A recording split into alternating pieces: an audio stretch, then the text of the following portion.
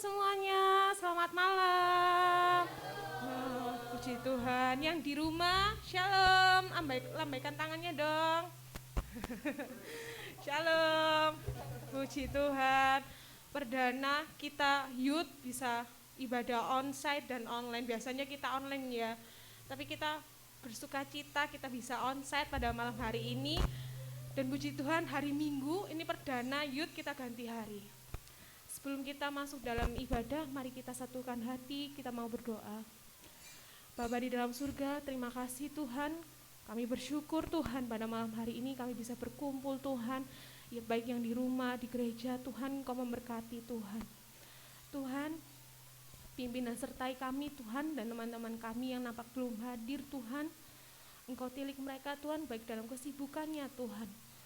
Terima kasih Tuhan Yesus, kami serahkan dalam tangan-Mu Tuhan ibadah pada malam hari ini Tuhan. Biarlah Roh-Mu nyata di tengah-tengah kami, hadirat-Mu Tuhan ada di antara kami Tuhan. Kami percaya Tuhan, Engkau Allah hadir di tengah-tengah kami dalam beribadah. Terima kasih Tuhan Yesus, kami siap memuji-Mu Tuhan, meninggikan nama-Mu Tuhan, hanya di dalam nama Tuhan Yesus. Haleluya, amin. Puji nama Tuhan. Saya undang saudara untuk bangkit berdiri, kita mau sorak-sorai bagi nama Tuhan, sebab Dialah Allah yang ajaib. Oh haleluya. Kita tak pernah terbayang bagaimana Tuhan kasih-Nya begitu besar buat kita. Haleluya. Mari katakan, tak terbayang kebesaran, tak tertanding kekuatan-Mu. Segenap jiwa kami, segenap jiwa dan roh.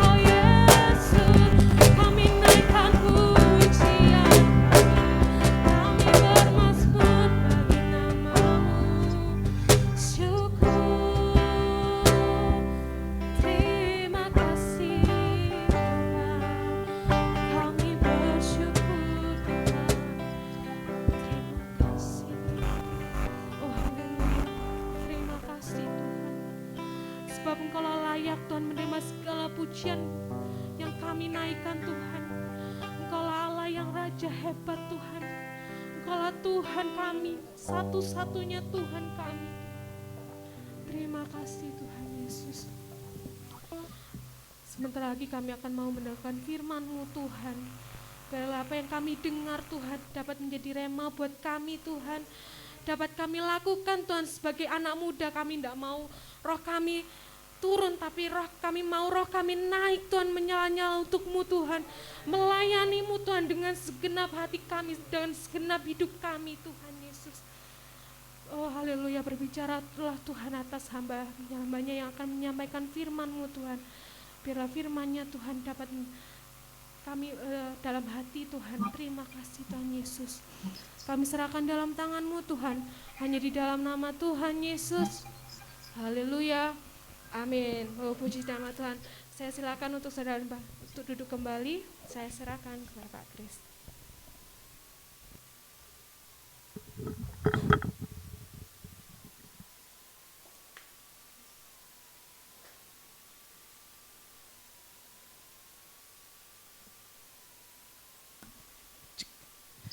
Shalom, selamat malam. Puji Tuhan, saudara yang ada di gereja yang ibadah onsite malam ini dan saudara yang ada di rumah secara online ya. Puji Tuhan saudara, ini adalah pertemuan kita pertama setelah sekian lama, setahun lebih ya.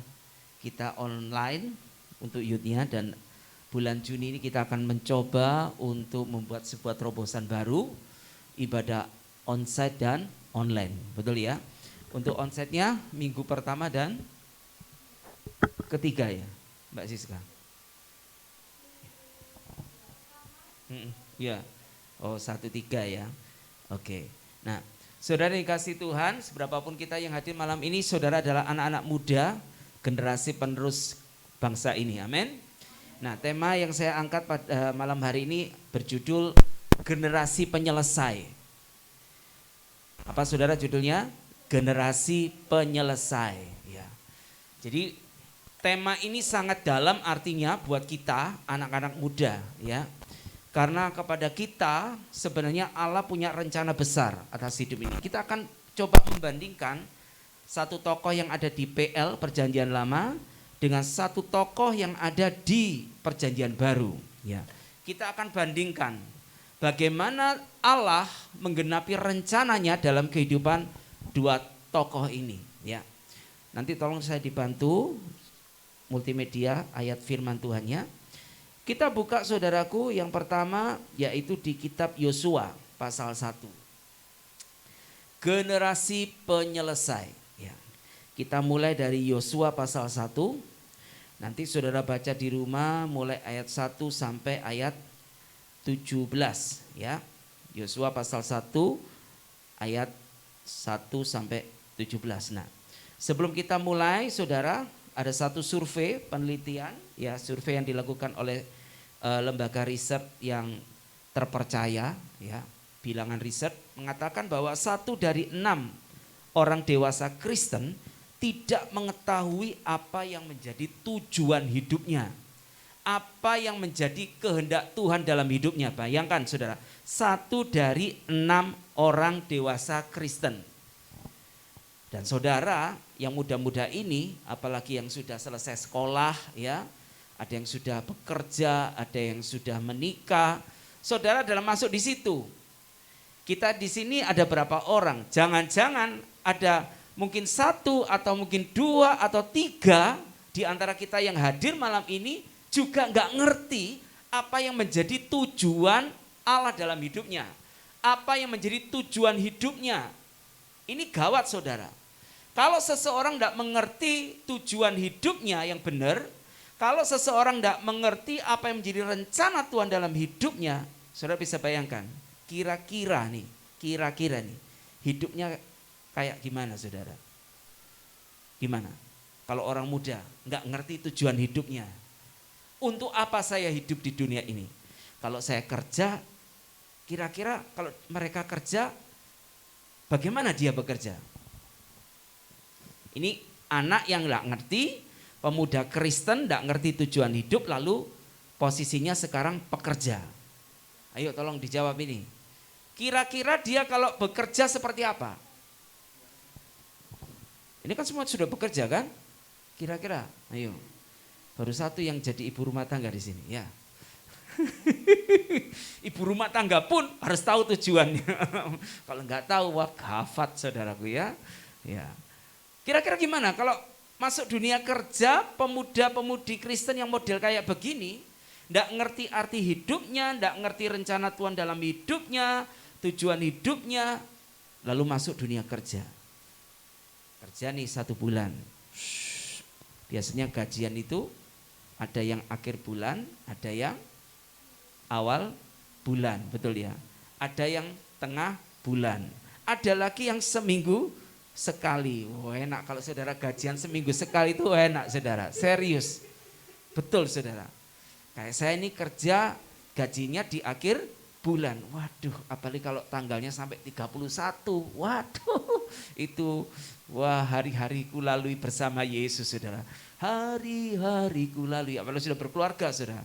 Bersama Yesusnya. Mas Titus dan Mbak Asifa belum ada ini saudara, ekornya, buntutnya belum punya ya. Kalau sudah punya buntut ya ekor, apalagi anak yang sekolah. Setiap kali saya pulang kerja anak saya, Pak jajan. Jadi yang dinantikan dia, anak saya itu yang nomor 2 itu, bukan Jessica, bukan. Yang nomor 2 itu, yang dia tunggu-tunggu dari papanya pulang kerja itu apa saudara? Jajan. Saya sampai ngomong, berarti kehadiran papa itu tidak terlalu penting bagimu dibanding kue atau makanan yang saya bawa pulang.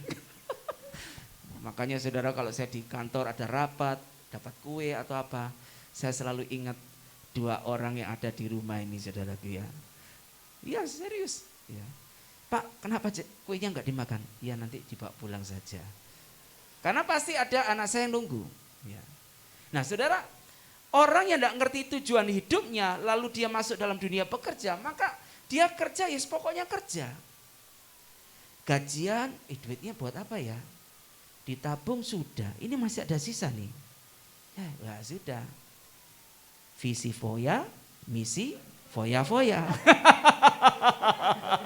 Ya.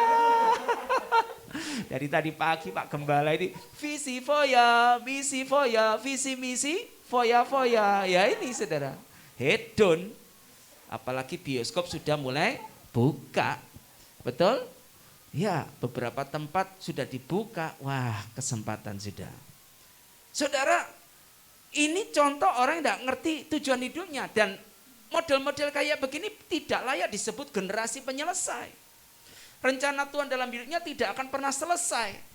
Bahkan dia pun tidak selesai dengan dirinya sendiri. Bagaimana mungkin bisa dipakai Tuhan? Kita tadi nyanyi lagu Semua lidah akan mengaku Engkaulah Yesus Tuhan Raja. Kita nggak akan bisa dipakai Tuhan untuk apa? Membawa kabar baik kepada bangsa-bangsa. Kita tidak akan bisa melakukan amanat agung Tuhan. Jadikan semua bangsa muridku. Nggak bisa saudara.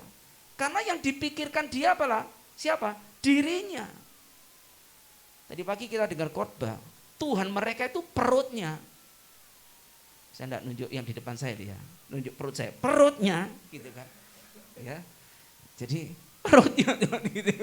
Jadi pikir ya keinginan perut ini, dagingan ini.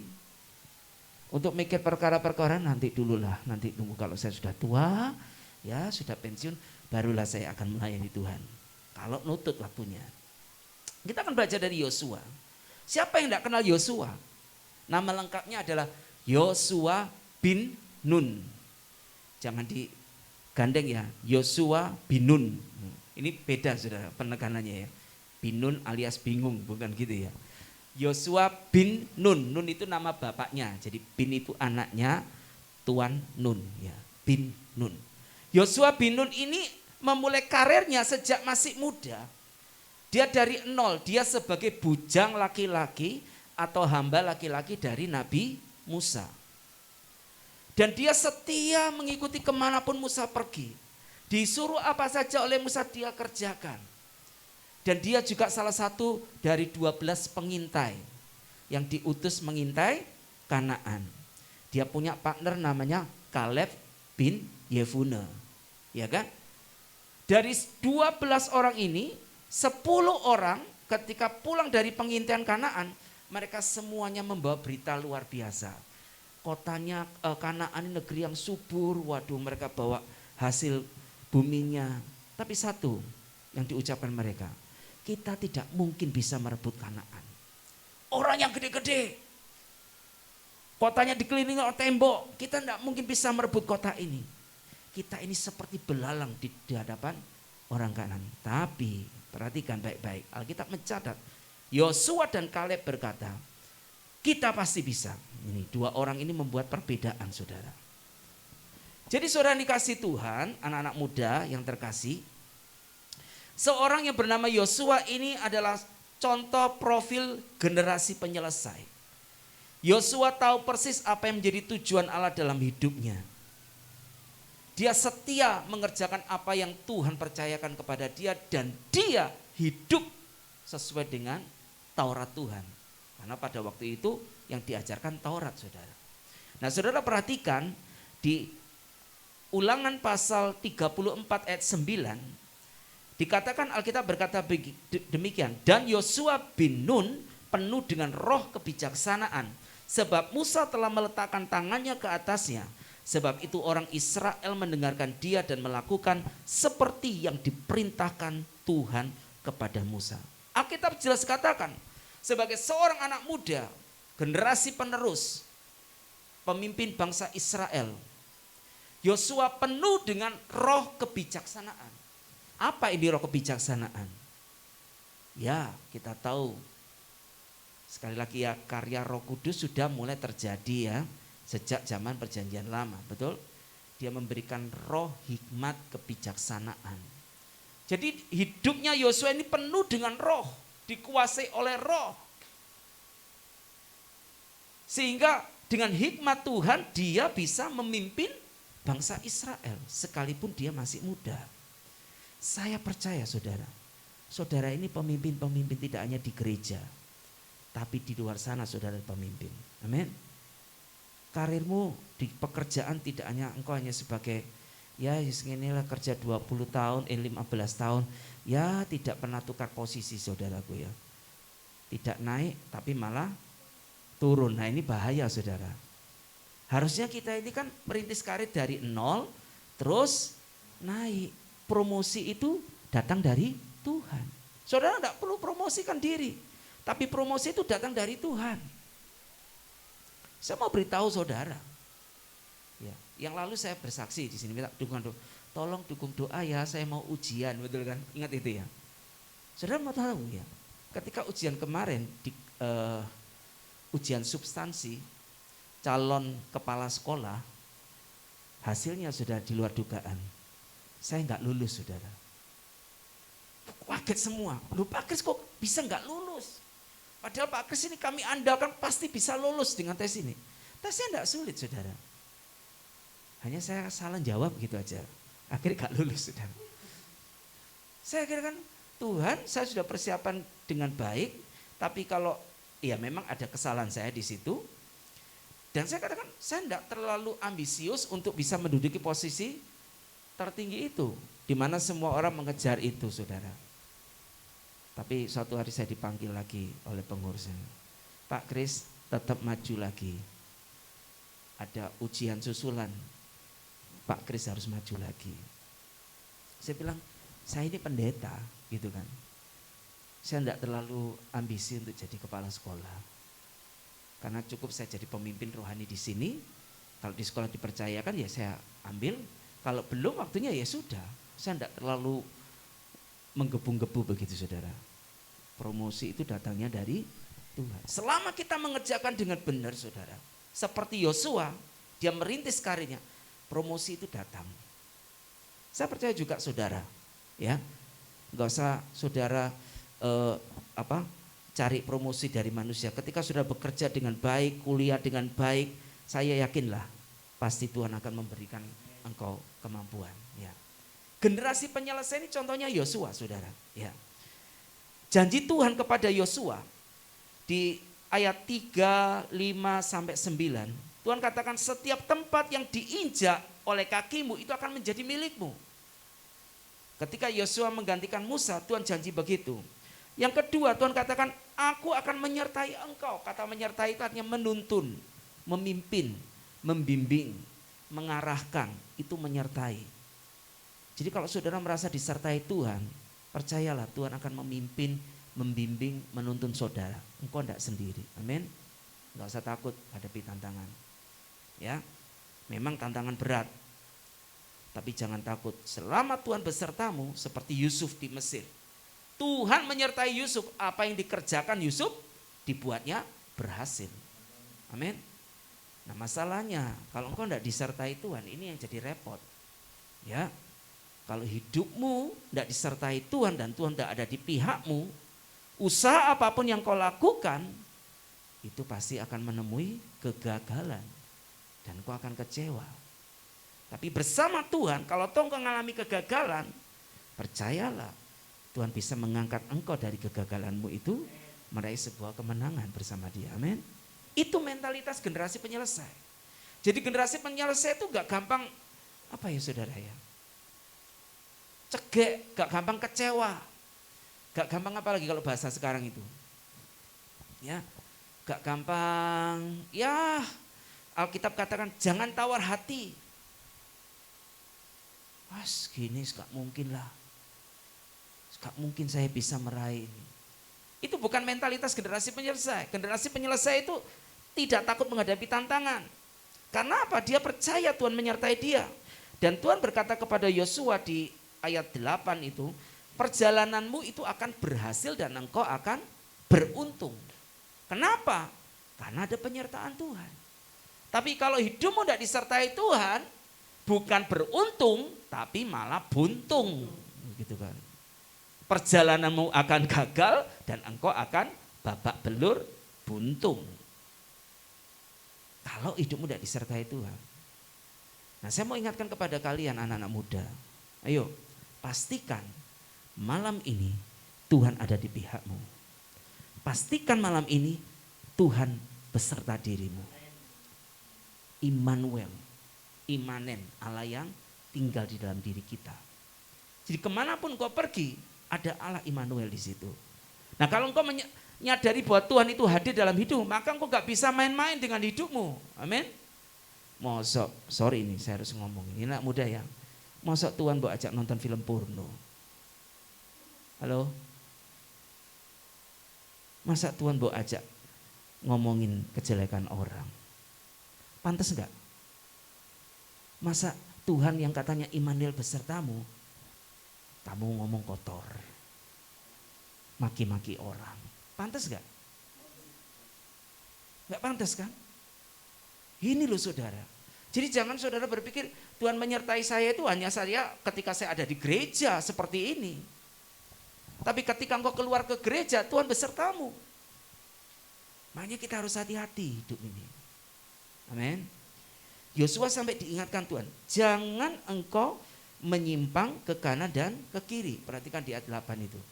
Bertindaklah hati-hati sesuai dengan segala yang tertulis di dalamnya.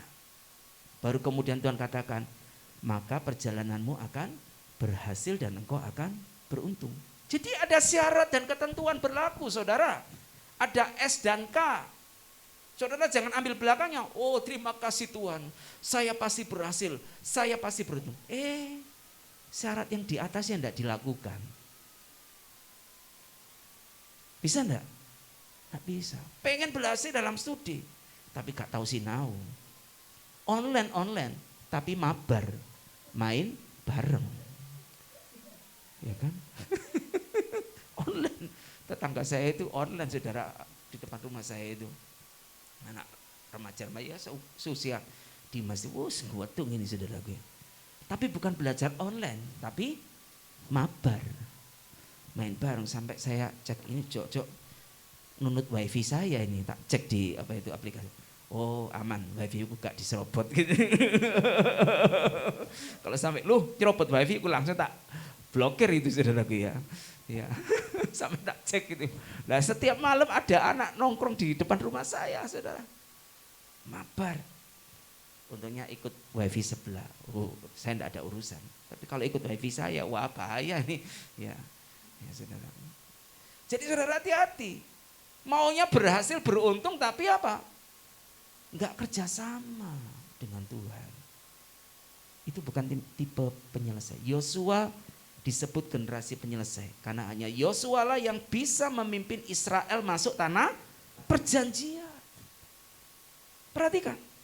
Yosua dan Kaleb lah yang memimpin Israel masuk tanah perjanjian. Musa enggak bisa, saudara. Musa hanya sampai Gunung Nebo. Kemudian dia mati. Mayatnya enggak ada.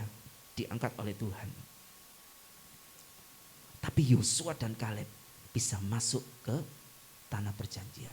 Ini mentalitas penyelesai, saudara. Mau enggak saudara seperti Yosua? Amen. Dan saudara baca di Yosua pasal 24. Coba Yosua pasal 24. Tolong ayat 15 Kak. Di masa tuanya Yosua, ya. Di masa tuanya ini Yosua pamitan kepada bangsa Israel karena dia sudah tua, umurnya 90 tahun. Harus ada regenerasi, gitu kan? Yosua pamitan kepada bangsa Israel. Dia katakan begini, tetapi jika kamu anggap tidak baik untuk beribadah kepada Tuhan, pilihlah pada hari ini kepada siapa kamu akan beribadah. Allah yang kepadanya nenek moyangmu beribadah di seberang sungai Efrat, atau Allah orang Amori yang negerinya kamu diami ini. Tetapi aku dan seisi rumahku, kami akan beribadah kepada Tuhan. Komitmen Yosua sejak dia muda sampai dia tua, mau pensiun. Ya, dia menyelesaikan dengan baik. Ada banyak anak muda memulai hidupnya, karirnya baik. Wow, dulu dia aktivis gereja. Tapi dalam perjalanan waktu, di masa tuanya, posisinya apa? Meninggalkan Tuhan. Banyak gitu kan? Ada orang yang memulai dengan baik, tapi tidak mengakhiri dengan baik. Dengar baik-baik. Ini bukan generasi penyelesai. Generasi penyelesai itu seperti Yosua. Memulai dengan baik, mengakhiri dengan baik. Catat baik-baik saudara. Mari saya mengajak setiap anak muda di sini. Ya, jadilah generasi penyelesai. Ini tokoh PL. Sekarang tokoh PP. Siapa tokoh PP perjanjian baru? Yang memulai dengan baik, lalu mengakhiri dengan baik. Kira-kira siapa? Tokoh yang ada di perjanjian baru.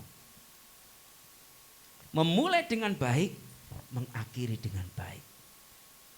Siapa? Siapa? Ya, teladan kita yang sempurna adalah Yesus. Kenapa kok saya ngomong Yesus? Yesus hadir di dunia ini, dia sebagai manusia. Dia manusia 100%. Jangan saudara meragukan kemanusiaan Yesus.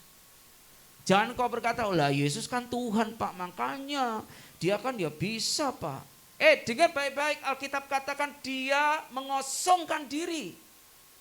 Kata mengosongkan diri itu artinya apa? Dia betul-betul apa? Meninggalkan keilahiannya. Yesus tidak maha hadir. Betul? Yesus tidak maha hadir loh. Dia betul-betul manusia. Sama seperti kita punya darah dan daging. Juga punya keinginan. Betul ya? Yesus punya keinginan? Punya. Makanya dia dicobai sama iblis. Karena iblis itu melihat celah. Ada kemungkinan ini Yesus kondisi lemah ini. Diserang apa? Jasmaninya, betul? Diserang apa? Egonya. Kalau engkau anak Allah, jatuhkanlah dirimu dari atas bait suci ini. Yesus ditunjukkan dunia ini. Aku akan berikan seisi dunia ini, asalkan kamu menyembah kepadaku, iya kan? Yesus tawarkan itu loh. Iblis tawarkan itu, Iblis tawarkan itu. Nah saya mau ngajak kalian anak-anak muda kita semua. Kita punya satu patron, teladan yang baik, yang sempurna. Generasi penyelesai. Yesus generasi penyelesai. Mari kita lihat. Ketika dia masih muda, Yesus belajar Taurat. Dengar ya. Dia masuk sekolah namanya sekolah Midras, sekolah dasar belajar Taurat. Jadi makanya di Alkitab tidak ditulis masa kecil Yesus. Betul? Kemana Yesus? Ini the losing year of Jesus. Tahun yang hilang. Kemana itu? Dia belajar Taurat. Sejak dia, makanya ketika umur 12 tahun Yesus bisa bertanya jawab dengan ahli-ahli Taurat di bait Allah. Itu bukan karena, oh iya dia Tuhan Pak, makanya dia tahu segalanya. Bukan. Yesus belajar. Dia dididik secara Yahudi. Belajar Taurat sejak dari masa mudanya sampai masa remajanya. Kalau saudara pernah ke Israel, saudara akan ketemu dengan, kalau di sini ada TPQ ya, Taman Pendidikan Quran. Nah, di sinagog itu ada, saudaraku. Mereka belajar tentang Taurat sejak masih kanak-kanak. Makanya Yesus ngerti Taurat dan dia melakukan Taurat. Yesus tidak makan makanan yang haram, yang diharamkan oleh Taurat. Yesus puasa. Yesus melakukan Taurat, saudara. Dia seperti Yosua. Dia tidak menyimpang ke kanan dan ke kiri. Mari kita buka Ibrani pasal 5. Ini Alkitab loh saudara mencatat, ini bukan karangan saya. Ibrani 5 ayat 8. Dan sekalipun, apa bunyinya? Ia adalah anak, anaknya itu besar, berarti itu anak Allah ya. Gelar Yesus sebagai anak Allah. Ia telah belajar menjadi taat dari apa yang telah diterima. Belajar taat. Yesus juga masuk sekolah kehidupan. Dia dididik oleh Yusuf dan Maria, seorang yang taat kepada Taurat. Dididik Yesus. Dan Alkitab penulis Ibrani katakan dia belajar taat. Dan sesudah ia mencapai kesempurnaannya, ia menjadi pokok keselamatan abadi bagi semua orang yang taat kepadanya. Jadi saudara, tipe generasi penyelesai ya kayak Yosua dan Yesus ini. Ya. Sejak masih muda dia belajar Taurat Tuhan. Dia hidup, dididik, diajar dengan benar. Penuh dengan roh Tuhan. Lukas 4 ayat 18, Yesus berkata, roh Tuhan ada padaku. Seperti Yosua juga penuh dengan roh kebijaksanaan. Dia hidup dalam ketaatan pada perintah Bapa sampai Yesus katakan makananku ialah melakukan kehendak Bapa dan menyelesaikan pekerjaannya. Halo, ini tipe generasi penyelesai. Generasi penyelesai itu tidak lagi hidup untuk dirinya sendiri. Jadi dia memikirkan apa yang menjadi tujuan Allah dalam hidup saya yang harus saya lakukan. Temukan itu saudara. Kalau saudara temukan tujuan Allah dalam hidupmu, engkau termasuk satu dari 6 orang dewasa yang tadi saya sebutkan di depan tadi. Kau enggak bertemu tujuan hidupmu, engkau enggak tahu apa rencana Tuhan dalam hidupmu, untuk apa engkau jadi pengikut Kristus, untuk apa engkau melayani, untuk apa engkau bekerja, untuk apa engkau kuliah, untuk apa engkau berumah tangga, enggak ngerti. Fatal saudara. Satu hari nanti kita harus mempertanggungjawabkan setiap waktu kesempatan yang Tuhan sudah berikan di bumi ini. Dan tidak ada yang lepas luput dari pengadilan Tuhan. Alkitab katakan setiap kita harus mempertanggungjawabkan apa yang kita perbuat. Saya gembala tidak bisa nolong saudara. Saya pun tidak bisa nolong istri ataupun anak saya. Engkau yang bersahabat di sini, engkau tidak bisa nolong sahabatmu. Kita berdiri muka dengan Tuhan secara pribadi. Dan itu ngeri saudara. Karena di hadapan Tuhan semuanya kita ini telanjang. Artinya tidak ada yang disembunyikan. Ngeri saudara, ngeri. Ayo sebelum masa itu tiba, kerjakan apa yang jadi bagian kita. Amin. Kita ini generasi penyelesai. Selesaikan apa yang menjadi rencana Tuhan dalam hidupmu. Oke? Jangan kau hanya hidup untuk dirimu sendiri. hedonisme, materialisme, konsumerisme, apalagi isme-isme yang lain itu. Halo? Yang tadi seperti saya sebutkan itu ya kan. Jangan gitu saudara. Halo? Bahaya itu. Kalau sudah masuk gereja, masuk kehidupan anak muda Kristen. Wah, celaka 12 saudara. Saudara minggu dengar berita Injil keselamatan. Akhirnya saudara tidak selamat sendiri. Nah, kayak saya ini khotbah seperti calo bis di Bungurasi sana. Ayo Malang. Tapi tidak semuanya naik bis jurusan Malang. Tahu maksud saya? Ya. Aku seperti calo gitu saudara. Enggak saudara, ayo. Pengorbanan Kristus itu sempurna. Jangan pernah sia-siakan keselamatan jiwa yang Tuhan sudah anugerahkan itu. Amin. Jok main-main ambil hidupmu. Ngomong sama sebelahmu. Ojo main-main ambil hidupmu. Jangan main-main. Ojo main-main itu jangan main-main. Gitu ya. Ini di tengah kita ini ada saudara Sandy. Nanti dia biar sharing sedikit ya. Kasih kesempatannya. Ngapain kamu anak muda memberikan hidupmu untuk Tuhan? Sekolah Alkitab lagi. Apa enggak ada karya yang lebih baik? Halo? Kan, apa enggak ada hal yang lebih baik lagi? Kok kamu memilih saya mau studi Alkitab, saya mau dipersiapkan untuk melayani Tuhan. Nanti bagikan kepada kita di sini. Ya. Bahwa melayani Tuhan itu sesuatu hal yang sangat indah. Ya saya tahu tidak semua saudara harus sekolah Alkitab, tidak. Tetapi saudara harus ngerti lah untuk apa saudara lakukan itu. Amin. Ayo jadilah seperti Yosua, ikutilah teladan Yesus. Dia selesai sampai sempurna. Amin. Tuhan memberkati saudara. Ayo kita berdoa. Haleluya. Kami bersyukur malam hari ini Bapa untuk kebenaran firman-Mu. Kami adalah generasi penyelesai. Tuhan sudah memulai pekerjaan baik dalam hidup kami. Dan kami mau bertekun di dalamnya. Kami mau menyelesaikan apa yang Tuhan sudah mulai dalam hidup ini. Keselamatan jiwa yang kami miliki, yang kami terima di dalam nama Yesus, itu bukan sesuatu hal yang remeh.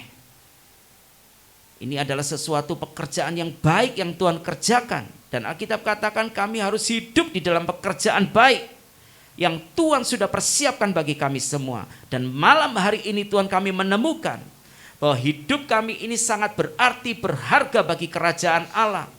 Kami harus menjadi generasi penyelesai.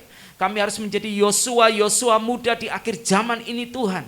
Tantangan kami juga berat sama seperti Yosua pada zamannya. Kami harus mempertahankan kesucian hidup kami. Kami harus mempertahankan kelakuan kami. Kami tidak boleh menyimpang ke kanan ataupun ke kiri. Dan sampai pada masa tua kami pun, kami mau mengambil komitmen yang sama seperti Yosua. Kami dan seisi keluarga kami tetap melayani Tuhan, beribadah kepada Allah yang hidup. Dan kami memiliki teladan yang sempurna, yaitu Yesus Kristus Tuhan kami. Yesus manusia yang sejati. Dia hidup di bawah Taurat ketika dia hidup di dunia ini. Dia melakukan Taurat, dia dididik, diajar dengan baik oleh orang tuanya. Dan dia melakukan kehendak Bapa di surga sampai mati di atas kayu salib. Dan di atas kayu salib Yesus, engkau berkata, sudah genap, sudah selesai. Kami ingin mengakhiri hidup kami seperti engkau Yesus. Sebelum kami pulang, kami berani berkata, sudah selesai Tuhan. Biarlah malam ini Tuhan, kebenaran firman-Mu ini menggoncangkan setiap hati anak-anak-Mu yang hadir, baik yang di gereja maupun yang di rumah. Supaya kami mulai berpikir tentang hidup kami. Jangan sampai ada di antara kami tidak mengetahui tujuan hidupnya, rencana Tuhan dalam hidupnya, sehingga kami hidup sama seperti anak-anak muda di dunia ini, yang hidup hanya untuk memuaskan keinginan mata, daging, dan keangkuhan hidupnya. Tolong kami Roh Kudus, beri kami roh kebijaksanaan, untuk kami bisa membedakan apa yang baik, yang benar, dan yang sempurna. Terima kasih Bapa. Dalam nama Yesus Kami serahkan seluruh hidup ini. Amin.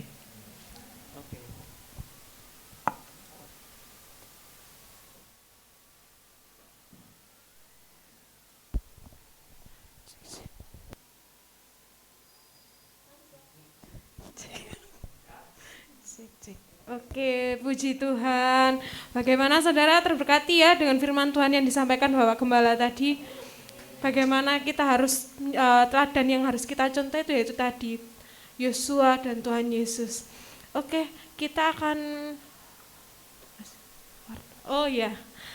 sedikit ada kesaksian mungkin atau sharing, kenapa kok bisa memutuskan untuk kuliah di teologi, memutuskan untuk lebih dalam lagi mengerti kebenaran firman Tuhan.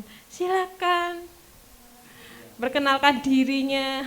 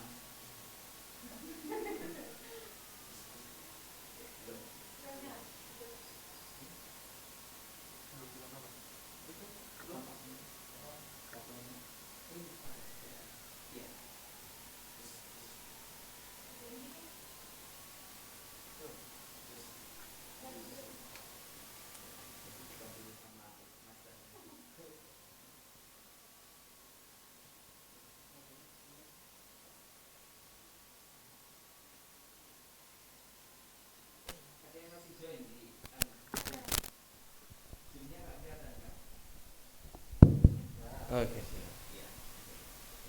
Selamat malam, shalom. Di nama Tuhan. Mungkin ada yang belum kenal siapa saya. Nama saya. Saya perkenalkan, nama saya Sandi Rumbang. Teman-teman boleh panggil saya Sandi saja. Terima kasih atas kesempatannya. Di sini saya akan bercerita sedikit tentang bagaimana sampai saya bisa memutuskan untuk bisa bersekolah di sekolah teologi mengikut Tuhan. Mungkin teman-teman tadi yang ikut ibadah minggu udah mendengar sedikit kesaksian dari mama saya. Jadi singkatnya, dulu waktu kecil saya pernah sakit berat. Tapi karena oleh kemurahan Tuhan, kebaikan Tuhan, saya bisa disembuhkan dan masih bisa ada hingga saat ini. Saya percaya ada rencana Tuhan dalam hidup saya. Tapi saya ingin cerita sedikit. Awalnya saya tidak diberitahu oleh mama saya mengenai peristiwa ini. Tidak diberitahu secara detail. Makanya waktu mama saya bilang nanti besarnya jadi hamba Tuhan, saya nolak. Saya enggak mau. Karena ya saya terinspirasi dari bapak saya. Bapak saya seorang anggota Polri. Jadi saya ingin seperti bapak saya. Memang ciri khas orang di Ambon kayak gitu. Bapaknya kerja ini, ikutan juga mau itu. Jadi saya mau juga jadi anggota Polri. Tapi tidak diizinkan, tapi tidak diberitahu secara detail kenapa saya harus jadi hamba Tuhan. Jadi selama itu saya nolak terus. Nolak. Bahkan sampai di gereja Bapak Pendeta Bram sendiri sudah panggil saya hamba Tuhan, tapi saya enggak terlalu peduliin. Tapi puji Tuhan, satu ketika mama saya cerita kenapa sampai saya bisa diharuskan jadi hamba Tuhan. Dan setelah mama saya cerita, saya jadi lembek di situ. Hati saya enggak keras lagi, enggak nuntut untuk jadi anggota Polri terus. Saya merasa berhutang budi kepada Tuhan. Karena kebaikan Tuhan, saya diselamatkan. Saya percaya tidak semua orang bisa seperti saya. Dan apa yang Tuhan buat saya, itu ada rencana untuk kedepannya saya nanti. Dan saya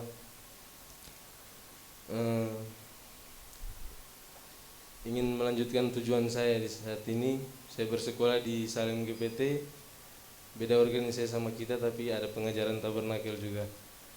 Saya udah dari tahun kemarin ikut, masih online. Rencananya dari Januari saya ke sini. Cuma karena keadaan yang tidak memungkinkan, saya baru bisa ke sini hari Jumat kemarin. Dan saya bersyukur saya bisa bergabung bersama-sama dengan teman-teman di sini.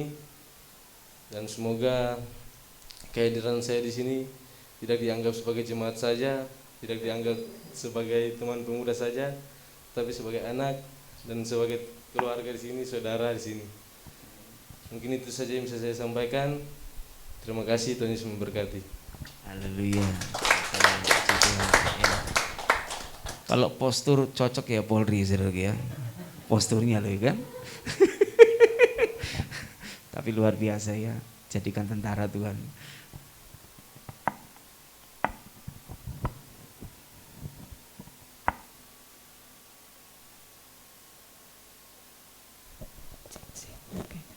Oke, puji Tuhan ya, terberkati saudara ya dengan kesaksiannya Sandi. Ya, oke, pengumumannya besok minggu depan youth online ya, online seperti biasa pukul diganti. Biasanya kita 7:30 kita mundur majukan ya saudara, jam 7 malam. Hari Minggu juga, jadi bukan hari Kamis ya saudara. Nanti nanyain di grup, loh linknya mana?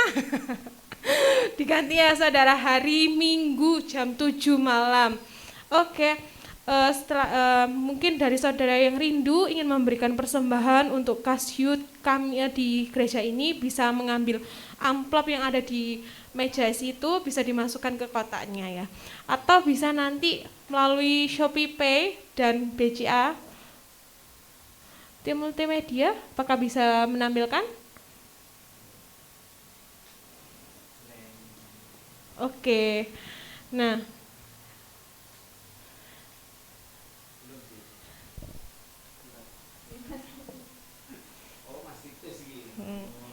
oke, sudah tertera ya saudara ya, ada di BCA, bisa ke BCA transfer, atau bisa yang sekarang lagi booming-boomingnya pakai Shopee Pay atas nama Siska Ayuruli. Oke, itu saja yang pada ibadah pada malam hari ini.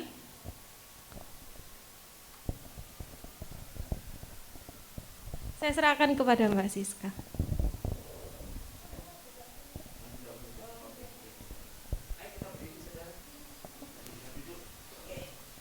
Baik, kita berdiri. Mari kita tutup fellowship malam hari ini.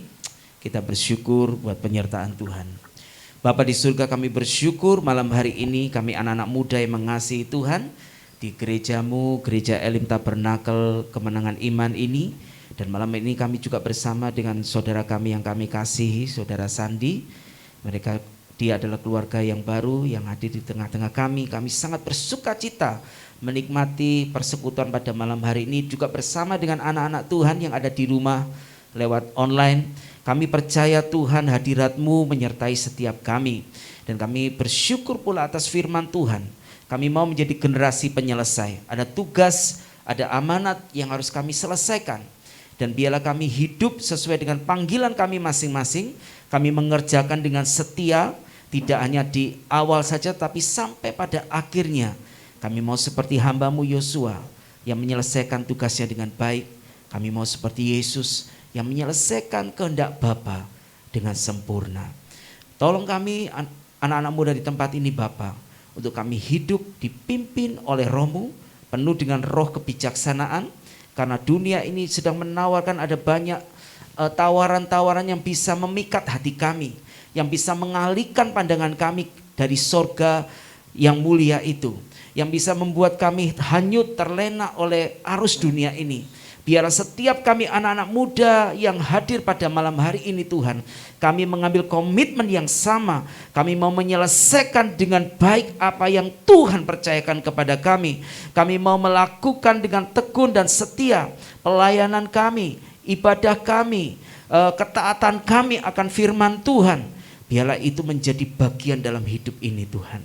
Memberkati seluruh anak-anak-Mu yang hadir malam ini, yang sudah melayani Engkau di bidang mereka masing-masing. Memberkati kami yang studi, yang kuliah, memberkati kami yang bekerja, memberkati kami yang berwirausaha. Kami percaya apa saja yang kami kerjakan, selama Tuhan menyertai kami, selama Tuhan ada di pihak kami, Kami percaya apa yang kami kerjakan dibuat berhasil. Terima kasih Bapa di surga, dan sebentar kami akan tinggalkan tempat ini, kami akan pulang. Biarlah damai sejahtera-Mu turun atas setiap kami. Anak-anak muda yang mengasihi Tuhan, terimalah berkat anugerah sukacita damai sejahtera dari Allah Bapa yang mengasihi kita, cinta kasih dalam Tuhan Yesus Kristus Juru Selamat kita, dan penyertaan penghiburan oleh Allah Roh Kudus memimpin, menyertai, menguasai hidupmu, hari-harimu, sehingga masa mudamu seperti burung Raja Wali yang terbang tinggi dengan kekuatan sayapnya. Engkau berlari